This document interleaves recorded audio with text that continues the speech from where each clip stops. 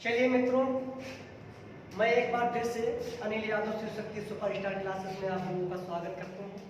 जैसा कि बच्चा रोज की तरह डेली शाम को 7 बजे लाइव क्लास चलती है और आपको भी पता भी होगा, और जो बच्चे नहीं जिनको पता है वो शेयर कर दें, वो हमारे वीडियो को शेयर कर दें और लाइक करते रहें, जिससे और भी लोग जुड़ सकें हमसे और रोज की बात हमारी क्लास को ज्वाइन कर सकें और उसका प्रैक्टिस सेट का अध्ययन कर सकें। चलिए, तो आज का बच्चों आप लोगों के सामने मैं पहला क्वेश्चन लेकर आया हूं और वो आप बोर्ड पर है, वो सभी लोग देखेंगे और उस प्रश्न का जवाब देंगे। आज का बच्चा हमारा पहला जो प्रश्न है वो भूगोल से संबंधित है और सभी लोग इसको पढ़ेंगे और अच्छे से जवाब देंगे।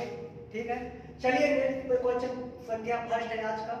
निम्नलिखित में से किस ग्रह को गैसीय ग्रह कहते हैं? निम्नलिखित में से किस ग्रह को गैसीय ग्रह कहते हैं? सभी लोग इस प्रश्न का जवाब देंगे।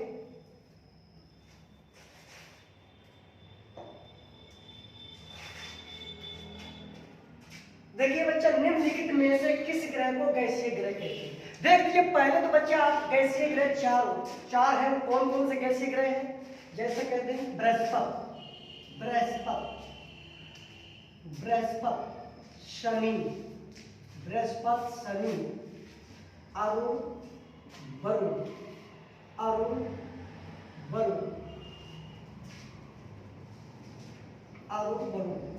देखिए बच्चा, इसमें 4 ग्रह जो है ये आपके गैसीय ग्रह हैं, जिन्हें ग्रह ग्रह कहते हैं। इनको हम ग्रह ग्रह कहते हैं। अब पहले तो आपको जब तभी इनमें से पता करें, कोई जरूरी नहीं है आपको बृहस्पति मिल जाए, हो सकता है शनि रख दे, हो सकता है आपको अरुण रख दे, हो सकता है आपको वरुण रख दे, हो सकता है बच्चा आपको वरुण मिल जाए। यानी इसके आंसर देने के लिए आपको चारों से परिचित होना चाहिए। चारों जो गैसीय ग्रह उनसे परिचित होना चाहिए। 4 जो बच्चा आपके हैं, हमारे 8 ग्रहों में 4 ग्रह ऐसे हैं, 4 ग्रह ऐसे हैं जो गैसीय ग्रह हैं। कैसे ग्रह हैं ये बच्चा? गैसीय ग्रह हैं, गैसीय ग्रह हैं, गैसीय ग्रह। अब तो बच्चा बहुत आसानी से आप इस प्रश्न को पहचान जाएंगे, इस प्रश्न का आंसर और मार देंगे। देखिए, इस प्रश्न का जो आंसर होगा बच्चा, ये आप बृहस्पति गैसीय ग्रह में आता है, तो इस प्रश्न का जवाब होगा सी। बच्चा, इस प्रश्न का जवाब होगा सी। सी जो है आपका बृहस्पति गैसीय ग्रह। कहने का मतलब बृहस्पति ही नहीं और भी आप 4 से परिचित होनी चाहिए। फिर बच्चा आता है बुध। बुध बच्चा क्या है? सूर्य के सबसे पास का उपग्रह है। बुध जो है ग्रह है। सूर्य जो है बुध जो है बच्चा, ये सूर्य के सबसे पास का ग्रह है, ये ध्यान रखिए, और इसके पास कोई उपग्रह नहीं है। फिर बच्चा देखिए मंगल है। मंगल जो बच्चा है इसको हम लाल ग्रह कहते हैं। और बच्चा इसमें 2 उपग्रह हैं, डीमोस व फीमोस। हमारे सौर मंडल का सबसे छोटा बच्चा आपका जानते हो डीमोस। कौन सा है? डीमोस है। फिर बच्चा आता है शुक्र जो है, इसे जान लीजिए भोर का तारा भी कहते हैं, यानी प्रकृति की बहन भी कहते हैं, हीरे के समान भी कहते हैं, क्योंकि ये सबसे चमकीला है। इसके बाद बच्चा कोई भी उपग्रह नहीं है। चलिए, आप इस प्रश्न का जवाब समझ में आया होगा। सभी लोग लगे रहिए और हमारे वीडियो को लाइक और बच्चा सब्सक्राइब करते रहिए। जो अभी तक जिन्होंने हमारे चैनल को सब्सक्राइब नहीं किया है वो बच्चा सब्सक्राइब जरूर करें। चलिए नेक्स्ट क्वेश्चन बच्चा, प्रश्न संख्या है 2 आपके सामने। और बच्चा प्रश्न संख्या 2 आपके सामने है। प्रश्न संख्या हमारा तो निम्नलिखित में से कौन सा आणविकरणीय संसाधन नहीं है? यानी आणविकरणीय संसाधन नहीं है। बच्चा, ऊर्जा के 2 संसाधन होते हैं, एक होता है नवीकरणीय, एक बच्चा होता है नवीकरणीय, एक बच्चा होता है नवीकरणीय और बच्चा दूसरा होता है आणविकरणीय। क्या होता है? आणविकरणीय।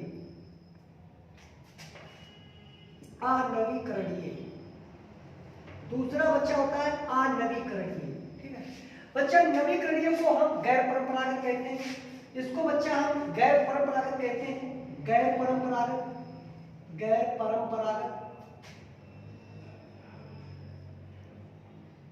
और बच्चा आणविकरणीय को कहते हैं परंपरागत। इसको बच्चा हम कहते हैं परंपरागत। परंपरागत, परंपरागत, इसको बच्चा हम कहते हैं परंपरागत, परंपरागत कहते हैं। जब आपसे पूछा जाए कि नवीकरणीय ऊर्जा को और क्या कहा जाता है तो बोलेंगे गैर परंपरागत। जब आपसे पूछा जाए नवीकरणीय ऊर्जा को और हम क्या कहते हैं तो परंपरागत। ठीक है, तो देखिए परंपरागत और गैर परंपरागत कहने मतलब गैर परंपरागत होते हैं बच्चा नवीकरणीय और परंपरागत होते हैं अनवीकरणीय। ऊर्जा के दो स्रोत होते हैं। तो देखिए आज तक से पूछा गया है कि निम्नलिखित में से कौन सा अनवीकरणीय संसाधन नहीं है, कहने मतलब ऊर्जा का कौन सा अनवीकरणीय संसाधन नहीं है। तो देखिए इस प्रश्न का बच्चा जवाब होगा बायोगैस। क्या होगा बच्चा? बायोगैस जो है अनवीकरणीय संसाधन का उदाहरण यानी आंसर नहीं होगा बच्चा। बायोगैस जो है अनवीकरणीय संसाधन नहीं है। जबकि बच्चा कोयला, पेट्रोल, जबकि बच्चा कोयला, पेट्रोल, डीजल, कोयला, पेट्रोल, डीजल और बच्चा इसमें आप जानते हो कि पवन ऊर्जा, जल विद्युत ऊर्जा,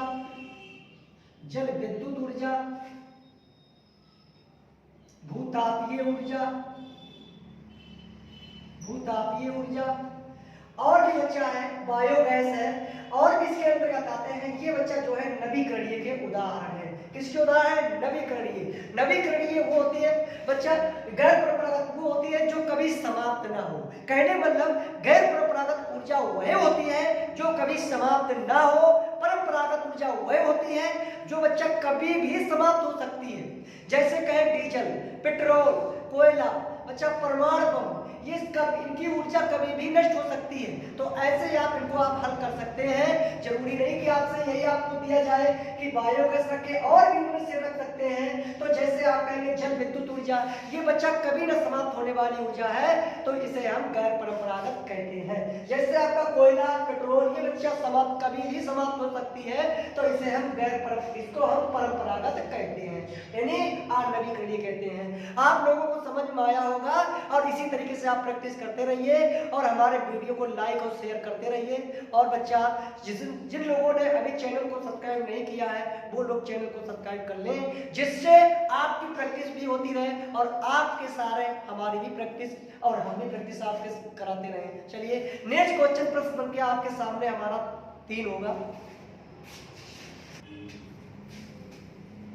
चलिए बच्चों प्रश्न संख्या है हमारा 3। ठीक है, प्रश्न संख्या 3 आपके सामने है। भारतीय पर्यावरण संरक्षण अधिनियम कब लागू हुआ? भारतीय पर्यावरण संरक्षण अधिनियम कब लागू हुआ? सभी लोग इस प्रश्न का जवाब देंगे और बच्चा सभी लोग इस प्रश्न का जवाब दीजिए। भारतीय पर्यावरण संरक्षण अधिनियम कब लागू हुआ? बच्चा देखिए जब आपसे पूछा जाए, ए है बच्चा आंसर 1927। 1927 में क्या होगा? भारतीय वन अधिनियम। जब पूछा जाए भारतीय वन अधिनियम कब लागू हुआ तो बच्चा 1927 है। क्या? भारतीय वन अधिनियम, भारतीय वन अधिनियम, बच्चा भारतीय वन अधिनियम, भारतीय वन अधिनियम 1927। क्या करेंगे? अगर प्रश्न पूछ दिया जाए भारतीय वन अधिनियम 1927, दूसरी बच्चा दूसरी जो है आपका बी जो ऑप्शन है इसमें 1980 दे रखा है। और बच्चा 1980 में क्या हुआ था? इसमें भारतीय वन संरक्षण अधिनियम लागू हुआ था। जब पूछा जाए कि भारतीय वन संरक्षण अधिनियम कब लागू हुआ था तब बच्चा आपका आंसर होगा 1980। लेकिन यह कंफ्यूज होने की जरूरत नहीं है, ये पूछ रहा है कि भारतीय वन अधिनियम कब लागू हुआ तो 1927। अगर ये पूछता है भारतीय वन संरक्षण, क्या वर्ड लग जाता बच्चा? संरक्षण, यानी संरक्षण। तो संरक्षण जब पूछ जाए कि भारतीय वन संरक्षण अधिनियम कब लागू हुआ तो बच्चा 1980 मारेंगे। देखिए ऑप्शन सी है 1986। तो बच्चा ये है भारतीय पर्यावरण संरक्षण अधिनियम, यानी भारतीय पर्यावरण संरक्षण अधिनियम 1986 को लागू हुआ। इसका जवाब बच्चा होगा सी। और बच्चा जो डी ऑप्शन है बच्चा 1973 है। जो 1973 ऑप्शन है बच्चा 1973 किससे संबंधित है तो टाइगर प्रोजेक्ट। किससे संबंधित है बच्चा? Tiger project, tiger project. बच्चा जब पूछा जाए कि भारत में टाइगर प्रोजेक्ट की शुरुआत कब हुई थी, तब देखेंगे, तब बोलेंगे, इसका जवाब देंगे 29 जुलाई 1973, यानी 29 जुलाई 1973 में भारत में टाइगर प्रोजेक्ट की शुरुआत की गई। इसीलिए प्रत्येक वर्ष 29 जुलाई को हम बाघ दिवस मनाते हैं। क्या मनाते हैं बच्चों? बाघ दिवस मनाते हैं। चलिए, इस प्रश्न का जवाब आपको समझ में आया होगा, और लगे रहिए इसी तरीके से, और हमारे वीडियो को लाइक और शेयर करते रहिए। चलिए बच्चों, आपके सामने प्रश्न संख्या है 4, और सभी लोग इसका जवाब देंगे। आपके सामने प्रश्न संख्या 4 है हमारा, और जो प्रश्न संख्या 4 है वो बच्चा है, भारत के किस राज्य में मैक्रो वन सर्वाधिक पाए जाते हैं?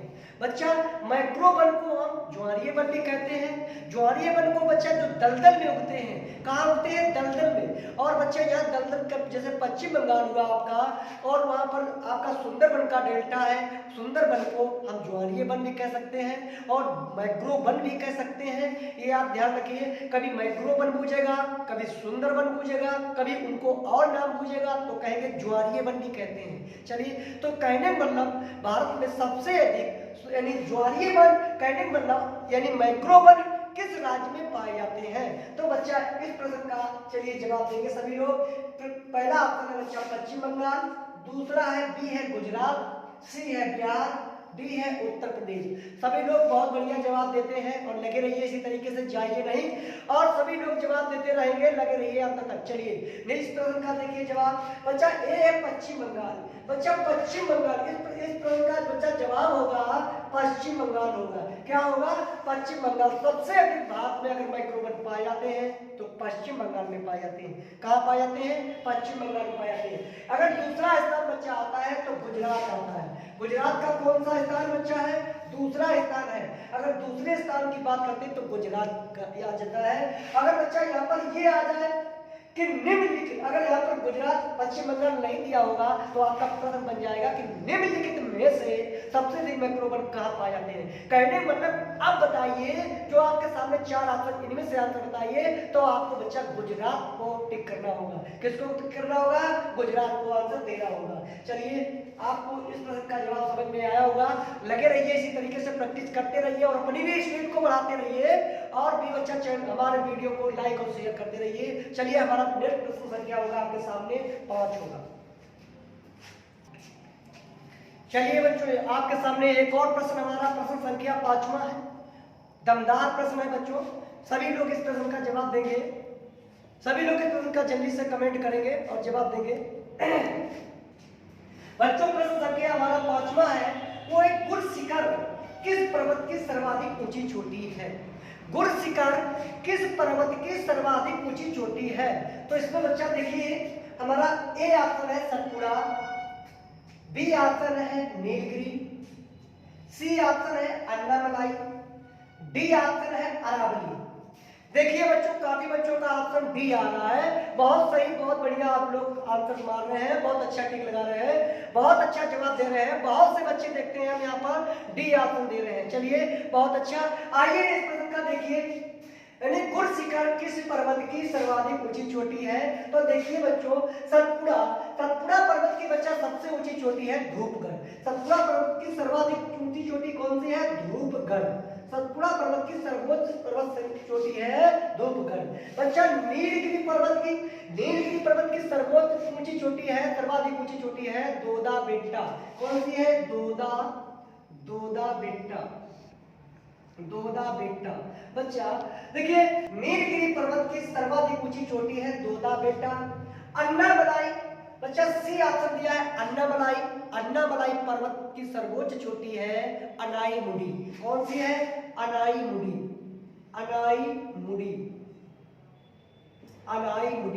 अब देखिए, अन्नामलाई पर्वत की सर्वोच्च चोटी है अनाईमुडी। बच्चा, इसकी ऊंचाई भी पूछ ली जाती है अन्नामलाई पर्वत की, यानी सर्वोच्च चोटी अनाईमुडी है, तो इसकी ऊंचाई क्या है? अन्नामलाई पर्वत, इसकी चोटी की ऊंचाई क्या है? तो बच्चा 2695 मीटर। क्या होगा? 2695 मीटर होगा। यानी अन्नामलाई पर्वत की जो चोटी है अनायमुनी, उसकी ऊंचाई रहेगी 2695 मीटर। फिर बच्चा आता है आपका अरावली। इस प्रश्न का बच्चा जो जवाब होगा, जो सभी लोगों का जवाब बहुत अच्छा आ रहा है, वो डी आ रहा है, तो इस प्रश्न का जवाब होगा डी होगा। और बच्चा अरावली, अरावली पर्वत की सर्वोच्च चोटी है गुरशिखर बच्चा, जिसकी ऊंचाई है 1722 मीटर, जिसकी बच्चा ऊंचाई है 1722 मीटर। जब पूछा जाए इस अरावली पर्वत की सर्वोच्च चोटी गुरशिखर है, इसकी ऊंचाई क्या है, तो बोलेंगे 1722 मीटर। चलिए, आप लोगों को समझ में आया होगा और आप हमारे प्रश्न का इसी तरीके से जवाब देते रहिए, लगे रहिए और हमारे वीडियो को लाइक और शेयर करते रहिए, जिससे अधिक से अधिक लोग हमारे वीडियो को देखें और उसका फायदा मिले। चलिए, नेक्स्ट क्वेश्चन हमारा आपके सामने होगा, प्रश्न संख्या 6 और सभी लोग इसका जवाब देंगे। चलिए बच्चों, सभी लोग प्रश्न संख्या 6 का जवाब देंगे। सभी लोग इस प्रश्न का जवाब देंगे। बच्चा, प्रश्न संख्या 6 आपके सामने है। विश्व बंजू दिवस मनाया जाता है, यानी भारत में विश्व बंजू दिवस कब मनाया जाता है? आपको इस प्रश्न का जवाब देना होगा कि भारत में विश्व बंजू दिवस कब मनाया जाता है। आपके सामने ऑप्शन बच्चा है, ए है 3 मार्च, बच्चा ए है आपका 3 मार्च, बच्चा बी है 20 मार्च, बच्चा सी है 22 मार्च, डी है 21 मार्च। देखिए, ऑप्शन बच्चा सभी सटीक है और सोच समझ कर इस प्रश्न का जवाब दें और बहुत अच्छे बेहतर ढंग से हमारे प्रश्नों का जवाब देते रहिए। चलिए देखिए बच्चों, विश्व बंजू दिवस मनाया जाता है, इस प्रश्न का जवाब होगा 3 मार्च। क्या होगा? 3 मार्च, यानी भारत में, यानी 3 मार्च को विश्व बंजू दिवस मनाया जाता है। कब मनाया जाता है? 3 मार्च को। फिर बच्चा आपका बी ऑप्शन है 20 मार्च, बच्चा 20 मार्च को क्या मनाया जाता है? बच्चा 20 मार्च को बच्चा आप जानते हो सभी लोग गौरैया दिवस मनाया जाता है। क्या मनाया जाता है? गौरैया दिवस मनाया जाता है। फिर बच्चा सी ऑप्शन है 22 मार्च, 22 मार्च को सभी को पता है विश्व जल दिवस मनाया जाता है। क्या मनाया जाता है? विश्व जल दिवस मनाया जाता है 22 मार्च को। क्या मनाया जाता है? विश्व जल दिवस। बच्चा, पहला विश्व जल दिवस कब मनाया गया, ये भी आप पूछ सकता है, तो यानी 22 मार्च बच्चा 1993 को पहला विश्व जल दिवस कब मनाया गया? 22 मार्च 1993 को पहला विश्व जल दिवस मनाया गया था। फिर बच्चा आपको डी ऑप्शन है 21 मार्च, यानी 21 मार्च को विश्व वन दिवस मनाया जाता है। क्या मनाया जाता है? विश्व वन दिवस मनाया जाता है। इधर बच्चा कंफ्यूजन वाली बात ये रहेगी, 21 मार्च को विश्व वन दिवस मनाया जाता है, जबकि 3 मार्च को विश्व वन्यजीव दिवस मनाया जाता है। जब वन्यजीव पूछ दिया जाए तो बच्चा 3 मार्च करना है, जब विश्व वन दिवस पूछ दिया जाए तब आपको आंसर 21 मार्च करना है। अंतर बस जीव की बात करेगा, यानी 3 मार्च को विश्व वन्यजीव दिवस मनाया जाता है और 21 मार्च को विश्व वन दिवस मनाया जाता है। यहाँ पे बच्चा सभी डाउट क्लियर हो जाएंगे, इसीलिए मैं कहते हैं कि डेली आप 7 बजे प्रैक्टिस करते रहिए, जिससे आप सभी डाउट क्लियर हो सके और बच्चा बेहतर ढंग से आपकी तैयारी हो सके। चलिए, नेक्स्ट क्वेश्चन प्रश्न संख्या हमारा होगा 7 होगा। चलिए बच्चों, हमारा प्रश्न संख्या 7 आपके सामने बहुत दमदार प्रश्न है और सभी लोग इस प्रश्न का जवाब देंगे। प्रश्न संख्या बच्चा 7 है, समुद्र तल से प्रादेशिक सीमा का विस्तार कितना होता है? आप जानते हो हमारे यहाँ जो भी धरातलीय जो नापा जाता है, समुद्र का तल से जो दूरी मापी जाती है वो चेन्नई से मापी जाती है। कहाँ से मापी जाती है? बच्चा चेन्नई, यानी तमिलनाडु की राजधानी है चेन्नई। तो कहाँ से मापा जाता है? चेन्नई से मापा जाता है। हमारे जो आधार मापा जाता है समुद्र तल से भी मापा जाता है, वो बच्चा यानी चेन्नई से मापा जाता है। तो चलिए, इस प्रश्न का जवाब आप देंगे, समुद्र तल से प्रादेशिक सीमा का विस्तार कितना होता है? तो इसमें ए है 12 समुद्री मील, बी है 24 समुद्री मील, बी है बच्चा 24 समुद्री मील, सी है बच्चा 200 समुद्री मील, डी है इनमें से कोई नहीं, डी है बच्चा इसमें से कोई नहीं। देखिए बच्चों, इस प्रश्न का जवाब होगा 12 समुद्री मील। क्या होगा? 12 समुद्री मील। देखिए 12 समुद्री मील, 12 समुद्री मील तक भारत को पूर्णता अधिकार दे रखा है, यानी पूर्णता अधिकार दे रखा है बच्चा। जो यहाँ पर जो 12 समुद्री मील को जो मिलाने वाली रेखा है, टेढ़ी मेढ़ी जो बच्चा ये रेखाएं होती हैं, ये जो बच्चा टेढ़ी मेढ़ी रेखा है, दो भागों में मिलाने वाली रेखा को हम कल्पित रेखा कहते हैं। जब पूछा जाए यानी दो समुद्री मील के बीच में जो टेढ़ी मेढ़ी रेखा मिलाती है उसे क्या कहा जाता है, तो उसका आप का जवाब देंगे कल्पित रेखा कहा जाता है। क्या कहा जाता है? कल्पित रेखा कहा जाता है बच्चा। बी आंसर है बच्चा, यानी 24 समुद्री मील। 24 समुद्री मील को भारत में क्या क्या छूट दे रखी है बच्चा? 24 समुद्री मील तक ये बच्चा यानी समुद्र तल से ये जो 24 समुद्री मील तक जो आता है ये संलग्न क्षेत्र है। क्या इसको बोलते हैं? संलग्न क्षेत्र। संलग्न क्षेत्र बोलते हैं इसको, बोलते हैं संलग्न क्षेत्र। जब पूछा जाए कि समुद्र तल से भारत का कितना संलग्न क्षेत्र की दूरी कितनी होती है, तब बोलेंगे 24 समुद्री मील तक का क्षेत्र जो होता है वो संलग्न क्षेत्र कहलाता है। 12 समुद्री मील तक का जो क्षेत्र होता है वो प्रादेशिक सीमा का विस्तार कहलाता है। सी आंसर बच्चा है आपका, यानी 200 समुद्री मील तक ये बच्चा अनन्य आर्थिक क्षेत्र कहलाता है। इनमें बच्चा सभी देशों को बराबर अधिकार है, बराबर हक है। जो अदर देशों को है वो हमारे भारत को है। कहां तक? 200 समुद्री मील तक। इसको बोलते हैं बच्चा अनन्य आर्थिक क्षेत्र। क्या बोलते हैं? अनन्य आर्थिक क्षेत्र। इसको बच्चा बोलते हैं अनन्य आर्थिक क्षेत्र। अनन्य आर्थिक क्षेत्र बोलते हैं इसको बच्चा बोलते हैं अनन्य आर्थिक क्षेत्र बोलते हैं। तो देखिए 24 समुद्री मील तक भारत को साफ सफाई व वित्तीय वसूली करने का अधिकार दे रखा है, यानी आयात निर्यात साफ सफाई व वित्तीय वसूली करने का अधिकार दे रखा है। कहां तक? 24 समुद्री मील तक। जबकि पूर्णता अधिकार कहां तक है? 12 समुद्री मील तक भारत को पूर्णता संपूर्ण अधिकार है।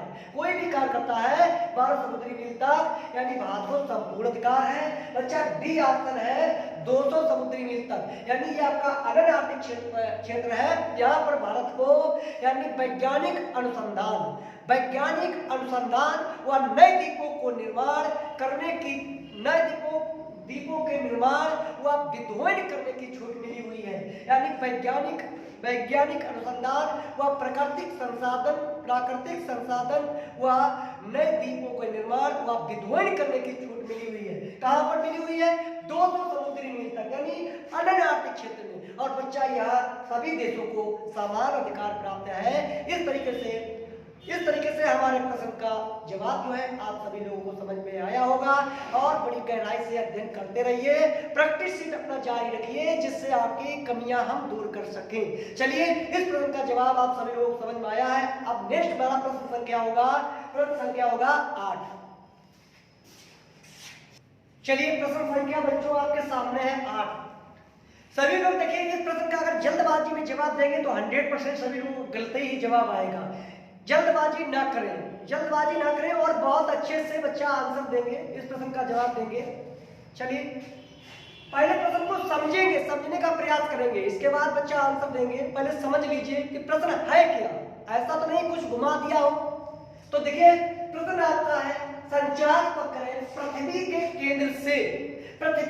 केंद्र से कितनी दूरी पर स्थापित किए जाते हैं। चलिए, सभी लोग जवाब देंगे। देखिए, चलिए इस प्रश्न का जवाब देखिए। संचार उपग्रह, बहुत से लोग हम देख रहे हैं इस प्रश्न का जवाब ए लगा रहे हैं। बहुत से बच्चे ऐसे हैं जो प्रश्न का जवाब ए लगा रहे हैं। वो बच्चा प्रश्न जो जवाब ए लगाते हैं उनका आंसर बिल्कुल गलत है, वो ए बच्चा नहीं आएगा। अगर हम आपसे ये पूछ देते कि संचार उपग्रह पृथ्वी से कितनी ऊंचाई पर स्थापित किए जाते हैं, अगर हम आपसे ये प्रश्न संख्या मैंने क्या पूछा है कि पृथ्वी के केंद्र से, कहने का मतलब बच्चा ये आपके, जैसे मान लीजिए ये आपके संचार उपग्रह है, क्या है, और ये हमारी क्या है बच्चा? पृथ्वी है। ये हमारी क्या है? पृथ्वी है। और ये क्या बच्चा है? केंद्र है। ये क्या है? केंद्र है। और बच्चा जैसे मैंने ये कह दिया कि संचार उपग्रह पृथ्वी से कितनी ऊंचाई पर स्थापित होते हैं, तो बच्चा आप कहां से नापते हैं? यहां से नापते हैं। दूरी पृथ्वी से तो ही लेते हैं। तो बच्चा पृथ्वी से जब पूछ लिया जाता है तो यहाँ पर आप क्या कर देंगे? 36,000 किलोमीटर। क्या कर देंगे? 36,000 किलोमीटर बच्चा कर देंगे। तब तो इसका आंसर बच्चा 36,000 किलोमीटर ठीक था। जो आप मेरा पूछने का जो तरीका था वो बच्चा ये तरीका नहीं है कि आप 36,000 जो इसका आंसर दे सके, ऐसा नहीं है। लेकिन ये हमारे बच्चों क्या है? ये हमारी पृथ्वी है। क्या है? ये हमारी पृथ्वी है मान लीजिए। और ये क्या बच्चा है? पृथ्वी का केंद्र है। और बच्चा ये जो है, तो ये जो क्या है? संचार उपग्रह है। मैंने पृथ्वी से संचार उपग्रह या 36,000 किलोमीटर पर स्थापित की, लेकिन उसने हमसे क्या पूछा है कि पृथ्वी के केंद्र से। तो बच्चा कहां से? यहां से। अगर यहां से बच्चा नापोगे तो पृथ्वी के केंद्र से, तो इसकी दूरी क्या होगी? इसकी दूरी बच्चा होगी 42,000 किलोमीटर। क्या होगी? 42,000 किलोमीटर। तो इस प्रश्न का जवाब क्या होगा? यदि संचार उपग्रह पृथ्वी के केंद्र से कितनी दूरी पर स्थापित किए जाते हैं, तो बच्चा आप जवाब देंगे 42,000 किलोमीटर। इसी तरीके से मैं आपसे कहते हैं कि कंफ्यूज होने की जरूरत नहीं है कि जैसा प्रश्न पूछे वैसा जवाब दे। अभी बहुत से बच्चे ये कहते हैं कि जैसे संचार उपग्रह पूछेगा तो हम 36,000 किलोमीटर मार देंगे। वो बिल्कुल ही अपनी गलतफहमी को बाहर कर दीजिए। कभी कुछ भी पूछ सकता है, वो पृथ्वी के केंद्र से पूछ सकता है। और जब पृथ्वी के केंद्र से पूछेगा बच्चा तो उसका आंसर तुरंत बदल जाएगा। चलिए, मैंने जैसा आपको समझाया होगा कि पृथ्वी के केंद्र से संचार उपग्रह अगर है तो बच्चा या इसकी दूरी ऊंचाई होगी यानी 42,000 किलोमीटर। क्या होगी? 42,000 किलोमीटर। लेकिन पृथ्वी से है, ऊपर से है बच्चा, या पृथ्वी से है तो बच्चा इसकी ऊंचाई 36,000 किलोमीटर होगी। चलिए, कंफ्यूज मत होइए, लगे रहिए और हमारे वीडियो को लाइक और शेयर करते रहिए, जिससे आप लोग अच्छी तरीके से यानी डेली 7 बजे हमारी लाइव क्लास को ज्वाइन कर सकें और अपनी जो आप गलत आंसर देते हैं, गलतियां करते हैं, उन छोटी छोटी गलतियों को दूर कर सकें। चलिए, मेरा नेक्स्ट क्वेश्चन होगा प्रश्न संख्या 9। चलिए बच्चों, आपके सामने प्रश्न संख्या बहुत लाजवाब है और बहुत अच्छा प्रश्न है बच्चा, और सभी लोग इस प्रश्न का जवाब देंगे। सभी बच्चे, जितने भी बच्चे हमारे लाइव देख रहे हैं, और सभी बच्चे इस प्रश्न का जवाब देंगे। चलिए बच्चा, प्रश्न संख्या 9 है, भारतीय वन सर्वेक्षण की स्थापना हुई थी। यानी भारतीय वन सर्वेक्षण, बच्चा भारतीय वन सर्वेक्षण विभाग की स्थापना हुई थी। तो यहाँ पर बच्चा विभाग कर लीजिए। क्या कर लीजिए? विभाग।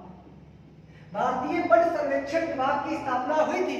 कहने मतलब भारतीय वन सर्वेक्षण विभाग की स्थापना कब हुई थी? तो इस प्रश्न का आप जवाब देंगे। तो देखिए, आपके सामने है 1972। अब देखिए, पहला आप बच्चों देख लीजिए 1972। 1972 में क्या था? वन जीव अधिनियम। क्या था बच्चों? वन जीव अधिनियम। बच्चा, वन जीव अधिनियम 1972 में आता है बच्चा। वन जीव अधिनियम आता है। क्या आता है? वन जीव अधिनियम। देखिए बच्चों, 1972 में भारतीय वन्यजीव अधिनियम लागू हुआ था। तो ये तो बच्चा डेट हो नहीं सकती है। फिर बच्चा बी ऑप्शन है 1950। बच्चा 1950 में के.एम. मुंशी ने एक वन बचाओ आंदोलन चलाया था। और बच्चा के.एम. मुंशी के द्वारा क्या चलाया गया था? वन बचाओ आंदोलन चलाया गया था। बच्चा वन प्रत्येक यानी वन बचाओ आंदोलन चलाया था यानी। और बच्चा सी ऑप्शन तो ये भी नहीं हो सकता है। बच्चा सी ऑप्शन है 1981। तो भारतीय वन सर्वेक्षण विभाग की स्थापना कब हुई थी? 1981 में। इसका आंसर क्या होगा? 1981 में भारतीय वन सर्वेक्षण विभाग की स्थापना हुई थी। और बच्चा हमारा डी ऑप्शन जो है 1993। तो बच्चा यहाँ पर यानी राष्ट्रीय वन आयोग, राष्ट्रीय वन आयोग, राष्ट्रीय वन्यजीव आयोग कब आया था भारत में? राष्ट्रीय वन्यजीव आयोग या वन्यजीव योजना यानी तो आप बोलेंगे 1993 में। वन्यजीव आयोग का भारत में आया था राष्ट्रीय 1993 में आंसर होगा। तो बच्चा इसका आंसर होगा सी होगा बच्चा। तो भारतीय वन सर्वेक्षण विभाग की स्थापना कब हुई थी? 1981। बच्चा डेटें बहुत मायने रखती है और इसको जरूर याद करिए, क्योंकि ये कई बार आपके सामने देखने को मिले, प्रैक्टिस में पेपर मिलेगा। तो चलिए, नेक्स्ट क्वेश्चन हमारा होगा आपके सामने प्रश्न संख्या 10 होगा, और वो बच्चा होगा प्रश्न संख्या 10 होगा, और आज का वो प्रश्न संख्या अंतिम होगा। वो प्रश्न संख्या अंतिम होगा और सभी प्रश्न संख्या अंतिम जो प्रश्न होगा वो 10वां प्रश्न होगा। सभी लोग 10वां प्रश्न का आंसर देंगे, और जिसने 10वां प्रश्न का आंसर दे दिया तो समझ लो सभी बहुत अच्छी आपकी तैयारी है, और इसी तरीके से लगे रहिए। चलिए, नेक्स्ट हमारा प्रश्न होगा 10। चलिए बच्चों, जो आज का हमारा प्रश्न संख्या 10 है वो अंतिम है, और वो भी बहुत अच्छा प्रश्न है। और देखते हैं कितने लोग इस प्रश्न का जवाब दे लेते हैं। देखते हैं कितने लोग इस प्रश्न का जवाब दे लेते हैं। सोच समझ कर जवाब देंगे सभी लोग। कितने लोग इस प्रश्न का जवाब देंगे? प्रश्न है बच्चा आज का, निम्नलिखित में से सर्वाधिक देश किस महाद्वीप में है? कहने का मतलब सबसे अधिक देश किस महाद्वीप में है? देखिए, यूरोप, एशिया, पाकिस्तान। वैसे तो बच्चा था सबसे अधिक महाद्वीप सर्वाधिक देश किस महाद्वीप में, तो अफ्रीका महाद्वीप था। कौन सा था? अफ्रीका महाद्वीप। क्योंकि आप जानते हो सबसे अधिक देशों वाला महाद्वीप है अफ्रीका महाद्वीप। कौन होगा? अफ्रीका महाद्वीप होगा, अफ्रीका महाद्वीप। कितने देश बच्चा है इसमें? 54 देश है। कितने देश हैं? 54 देश है। देखिए बच्चों, सर्वाधिक निम्नलिखित में से सर्वाधिक देश अगर किसी में है तो बच्चा यहाँ पर अफ्रीका महाद्वीप में है। लेकिन आपको मैंने अफ्रीका महाद्वीप ऑप्शन ही नहीं दिया, तो इसीलिए ये प्रश्न थोड़ा जाके आपका कठिन बन गया जाके। यदि अफ्रीका महाद्वीप होता तो आप आसानी से इस प्रश्न का आंसर कर लेते। सभी बच्चे हम देखते हैं, बच्चे बी मार रहे हैं। क्या मार रहे हैं? बी मार रहे हैं। वो बच्चा गलत है ऑप्शन। जो बी मार रहे हैं एशिया, वो गलत है। क्योंकि आप जानते हो कि एशिया महाद्वीप में कुल 51 देश है। कितने हैं? 51 देश है बच्चा। एशिया महाद्वीप में कुल कितने देश? एशिया महाद्वीप में, सॉरी बच्चा, एशिया महाद्वीप में कुल कितने देश है? 50 देश हैं। एशिया महाद्वीप में कुल 50 देश हैं, जबकि अफ्रीका महाद्वीप में 54 देश हैं। यदि पूछा जाए सबसे अधिक देशों वाला महाद्वीप है तो बच्चा आप बोलेंगे यानी अफ्रीका महाद्वीप। ठीक है, देखिए अब इस प्रश्न का बच्चा जवाब होगा यूरोप। क्या होगा? इस प्रश्न का जवाब होगा यूरोप महाद्वीप। यूरोप महाद्वीप में कितने देश बच्चा है? 51 देश है। कितने देश है? 51 देश है बच्चा। कितने देश है? 51 देश। देखिए इस तरीके से आपको लगाना भी क्रम में हो। सबसे अधिक देश किस महाद्वीप में है? तो अफ्रीका महाद्वीप। दूसरे स्थान पर क्या आता है? यूरोप महाद्वीप। तीसरे स्थान पर क्या आता है? एशिया आता है। तो बच्चा भारत में कितने देश है? जो नहीं सॉरी बच्चा एशिया महाद्वीप में कितने देश हैं? तो एशिया महाद्वीप में बच्चा 50 देश है। अफ्रीका महाद्वीप में 54 देश है, और बच्चा यूरोप महाद्वीप में कितने हैं? 51 देश है। तो इस प्रकार आज का जो अंतिम प्रश्न हुआ 10वां प्रश्न था, और उसका आंसर बचा रहा है यानी यूरोप। चलिए इस तरीके से सभी लोगों को समझ में आया होगा, और लगे रहिए। तो आज की जो क्लास बच्चा थी वो भूगोल की थी। आज की क्लास थी वो स्पेशल भूगोल की थी, और मैंने आपको यहाँ आप लाइन में भी बहुत अच्छे से बहुत गहराई से भूगोल पढ़ाया है। जो हमारे बच्चे होंगे उन्होंने कुल मिलाकर यानी 90% प्रश्नों का जवाब दिया है। बाकी 10% ऐसे थे जिनका जवाब बाउंस निकला। क्यों निकला? क्योंकि उसमें मैंने प्रश्न तो वही रहा, लेकिन मैंने उनका आंसर कुछ परिवर्तन करके रख दिया है। चलिए फिर आज की क्लास बच्चा इतनी ही रहेगी। चलिए थैंक यू।